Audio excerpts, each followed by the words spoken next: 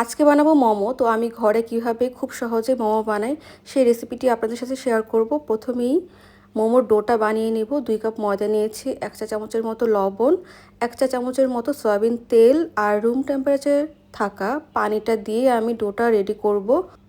ডোটা একদম নরমও হবে না আর শক্তও হবে না। এটা রেস্টে রেখে দেবো আধা ঘন্টা, তখনই নরম হয়ে যাবে ডোটা।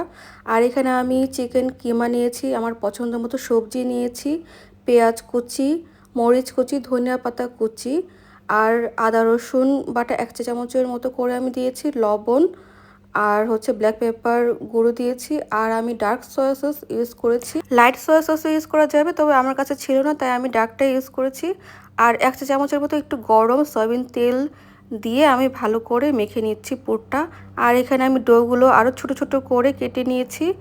আর এখানে একদম ছোট করে আমি যতটুকু বড় চাই সেইভাবে আমি নিয়েছি। একদম গোল হতে হবে এমন কোনো কথাই না, গোল হয় না সবার।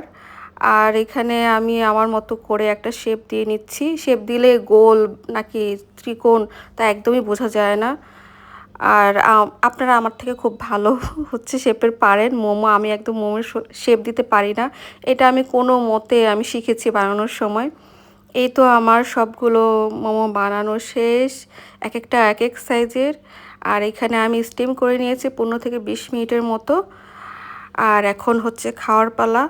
বানাতে যত সময় লাগে খেতে কিন্তু বেশি সময় লাগে না। আর আমার কাছে চিলি অয়েল দিয়ে খেতে খুব মজা লাগে সসের থেকে। এই তো দেখতেই পাচ্ছেন গরম গরম ধোয়া ওঠা মোমো। অবশ্যই বাসায় ট্রাই করবেন।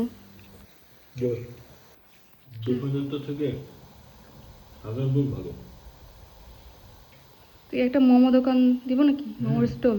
অবশ্যই দিলে সেই চলবে। কিসের কেক পট্টি টট্টি, তখন মোমো পট্টি চলবে, মোমো পট্টি। তো আমার ভিডিওটা কেমন লাগলো জানাবেন, আর অবশ্যই ট্রাই করবেন বাসায় আর জানাবেন কেমন লাগলো। টাটা।